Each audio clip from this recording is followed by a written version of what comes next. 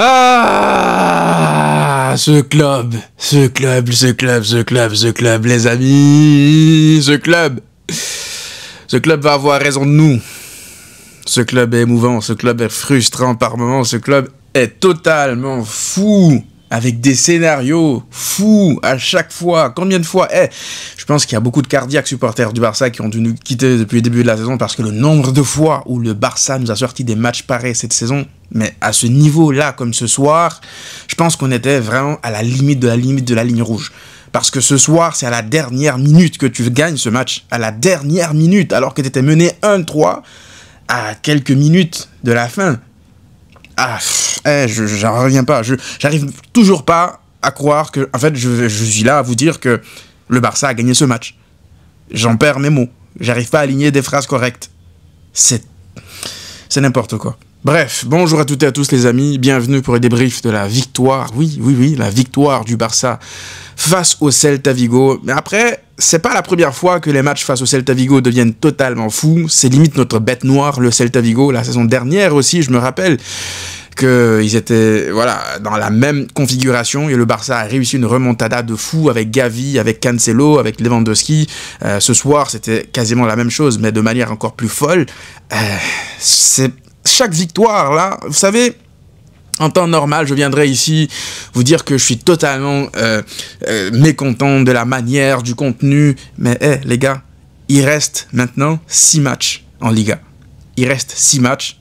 Et aujourd'hui, le plus important, c'est d'aller gagner la Liga. D'accord? Ce qui est plus important aujourd'hui, ce n'est plus la manière, mais le résultat final. Toute la saison, tu as été impeccable. Dans le contenu, tu as été extraordinaire. Là, sur la dernière ligne droite, si tu te contentes de bien d'être bon, je veux dire, dans le contenu, mais que dans les résultats, ça ne suit pas, mais tout ce que tu auras fait de bien dans le contenu depuis le début de la saison, moi, je vais pas l'effacer, parce que le plaisir que j'ai pris depuis le début de la saison, je l'effacerai jamais. Je l'ai vécu.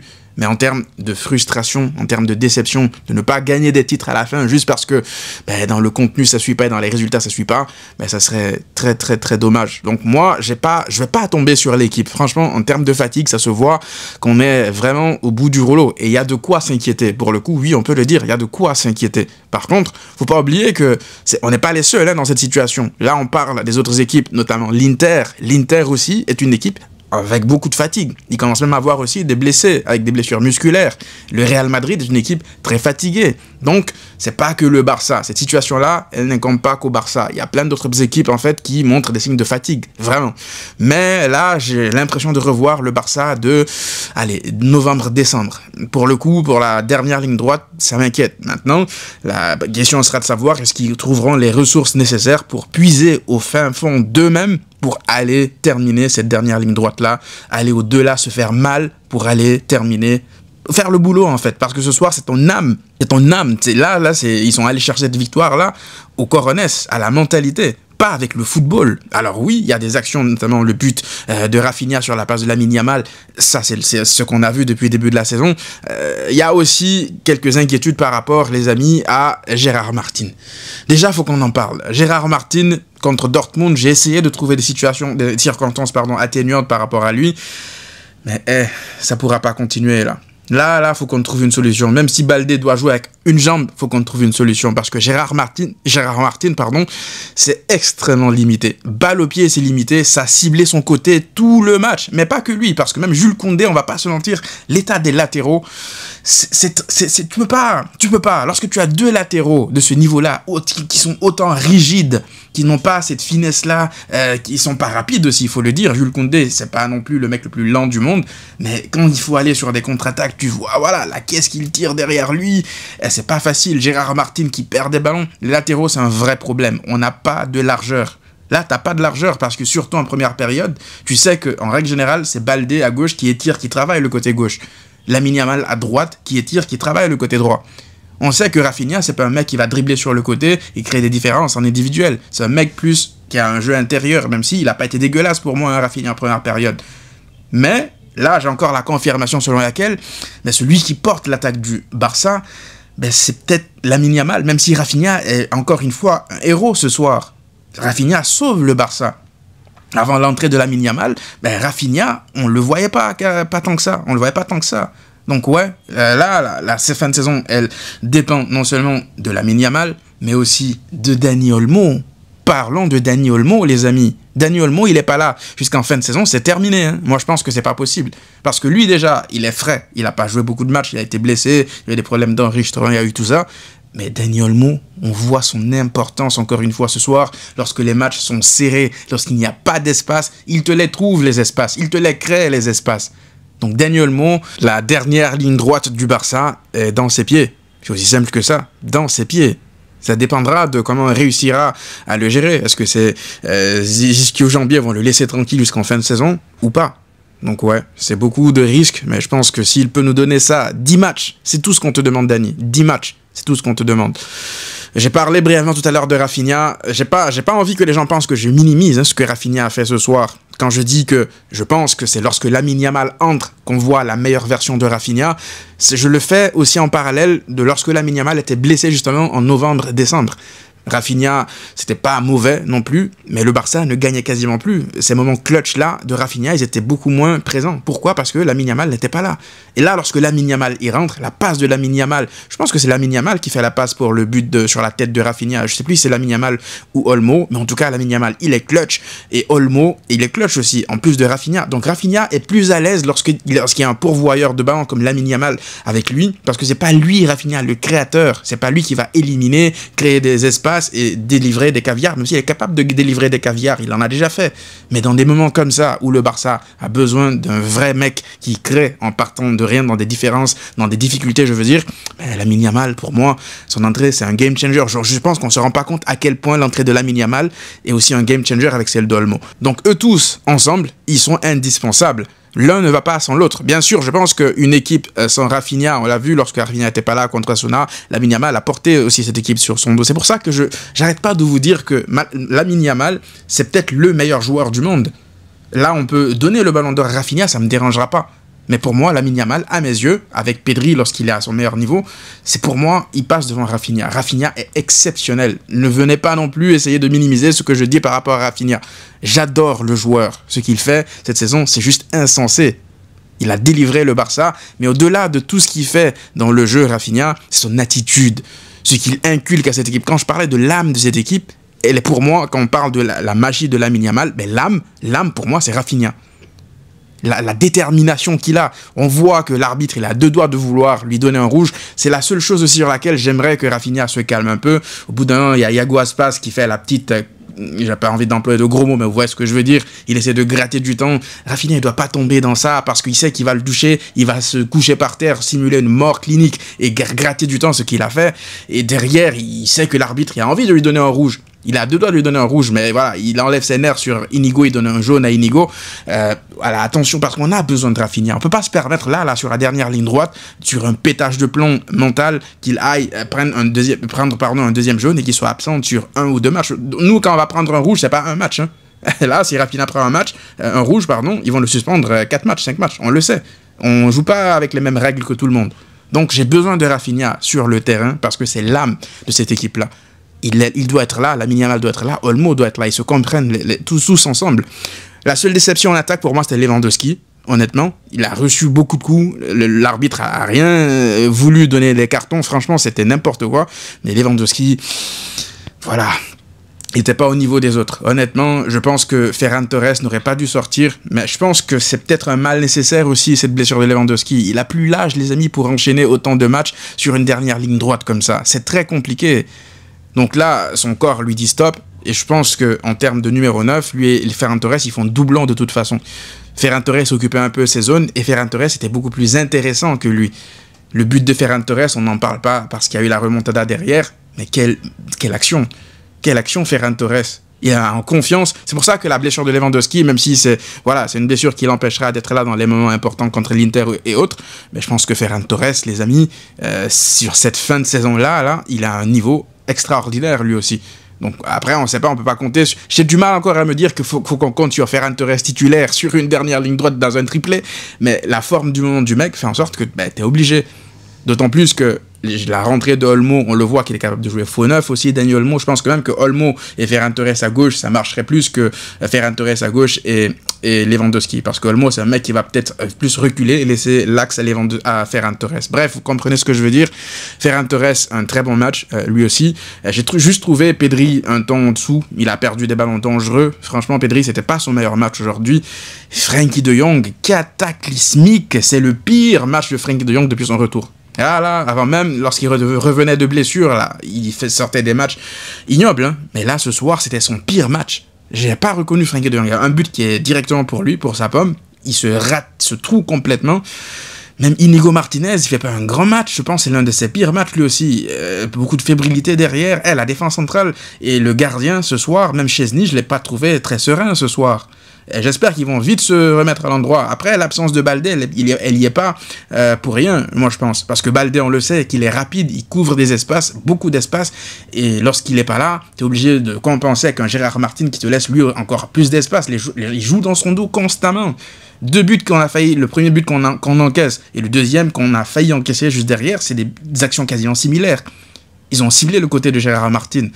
Donc, je ne sais pas si la formation en fin de match sera une approche que Flick pourrait potentiellement utiliser pour les prochains matchs, parce que je pense que c'était une défense à 3 en fin de match avec Inigo Martinez qui faisait le piston comme ça, mais ça pourrait peut-être être une solution, parce que moi, je ne peux pas imaginer, là, je me disais que oui, un seul joueur comme Gérard Martin ne peut pas tout chambouler dans la dynamique d'une équipe, mais en fait, si, je me rends compte que si.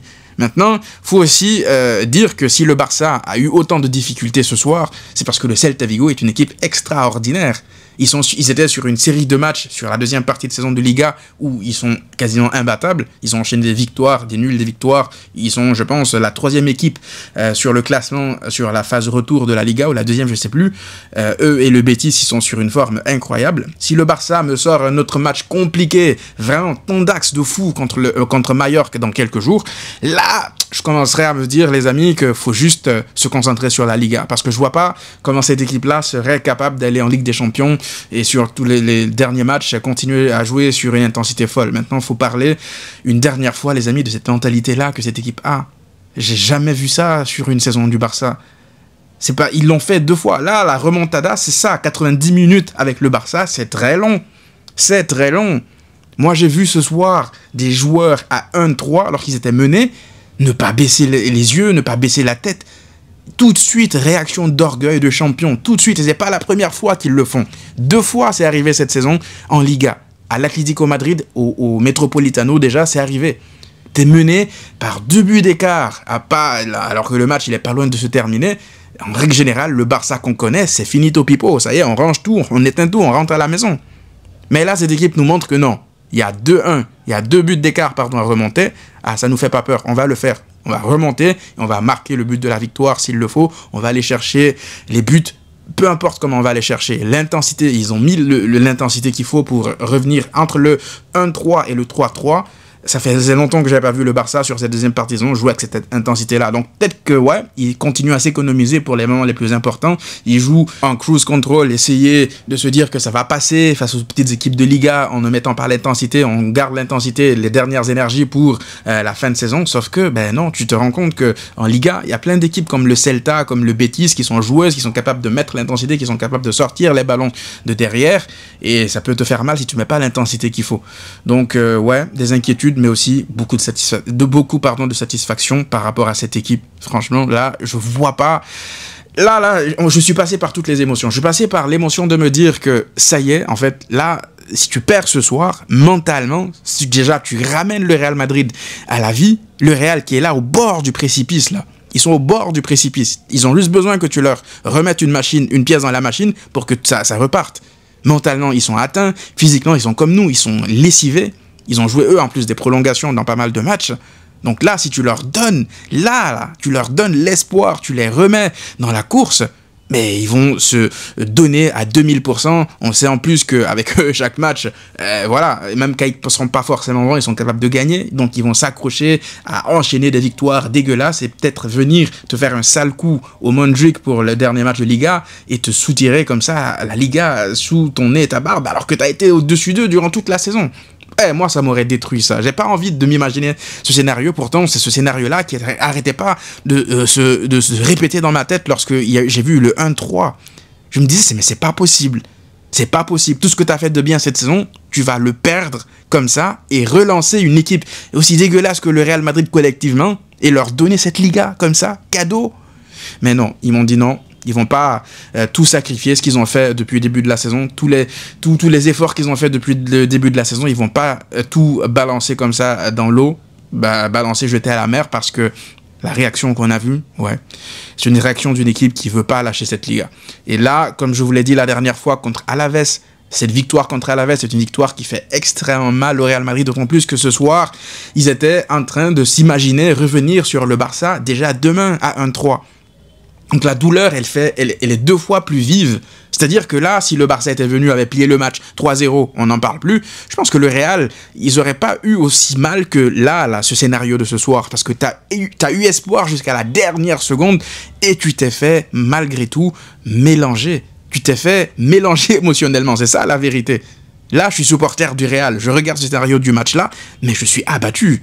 Je suis abattu. Alors, si je suis joueur du Real, déjà que j'ai plus rien dans les jambes physiquement, mais mentalement, avec le coup de la remontada que je viens de prendre, si le Real réussit à suivre la cadence là, avec ce que le Barça est en train de faire là, chapeau à eux. Franchement, chapeau à eux. En plus, ils ont l'Athletic Club Bilbao à jouer demain. Donc, waouh, j'ai hâte de voir comment ça va se dérouler cette fin de Liga.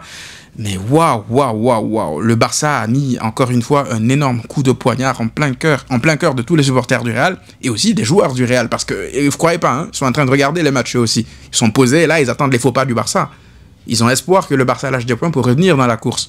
Si ça reste comme ça, l'écart des 4 points, il reste jusqu'au Classico, moi je ne pense pas que le Real va gagner. Parce que le Barça, justement, l'intensité qu'ils gardent pour les gros matchs en fin de saison, ils vont la mettre contre le Real. On le sait qu'ils vont pas jouer petit bras face au Real Madrid dans un Classico. Donc si ça reste à 4 points jusqu'au Classico, j'ai peur pour le Real. Maintenant, si le Barça a une avance plus grande avant le Classico, là, je pense que la Liga sera pliée. On verra ce que le Real fera demain. Mais waouh, quoi. Je suis encore dans tous mes états, les amis. Je sais pas cette saison comment elle va se terminer, mais là, faut pas non plus tomber sur l'équipe. Ouais, ça joue mal. Oui, bien sûr que ça va jouer mal. Les gars, là, c'est les victoires qui comptent. Il faut aller chercher les victoires, peu importe les manières. D'accord? Là, le contenu, on l'a eu durant toute la saison. Les moments clutch, la dernière ligne droite, faut qu'on mette le contenu dans la poubelle, ok? Bien sûr que lorsque tu es supporter du Barça, tu veux et le contenu et le résultat, mais il y a beaucoup trop de matchs. Le Barça a même porté plainte contre la Liga ce matin à cause de certains horaires des matchs qui sont juste insensés. Insensés, mais tu dois faire avec. Et ça aussi, c'est un axe de progression, d'amélioration par rapport à la saison prochaine.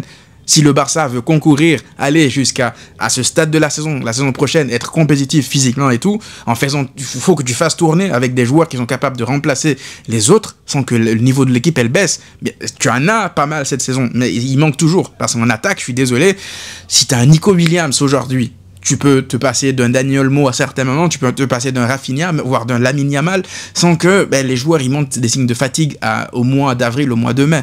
Donc il y a beaucoup de travail à faire sur cet effectif. C'est un 14, 15 joueurs avec un niveau au-dessus de la moyenne, exceptionnel. Mais au-delà des 15, 16, ça commence à être compliqué. On le voit, Alejandro Balde n'a pas de remplaçant. Jules Koundé, en tant que latéral droit, il doit avoir un remplaçant pour le faire souffler. Et on ne les a pas dans l'effectif actuellement. Donc voilà les amis, je ne sais pas si j'ai oublié autre chose. Il y a eu beaucoup de choses qui sont passées durant ce match. Iago Aspas avec son petit sourire là, fallait le voir en fin de match lorsque la faute a été sifflée, lorsque Rafinha a pris le jaune. Lui, je ne sais pas qu'est-ce qu'on a fait à Iago Aspas, mais le voir être malheureux comme ça en fin de match, je vous dis, il n'y a pas mieux pour moi. En tout cas, cette soirée, cette journée de Liga, elle pourrait être décisive demain. On verra encore une fois ce que le Real ils vont faire. Mais waouh, bravo, juste bravo. Dites-moi, vous, qu'est-ce que vous en avez pensé, les amis? Vous êtes quoi? Vous êtes comment, là? C'est quoi votre état? Dites-le moi en commentaire. Je veux savoir, dites-le moi. On se retrouve très rapidement pour une nouvelle vidéo. D'ici là, prenez tous soin de vous et à très vite.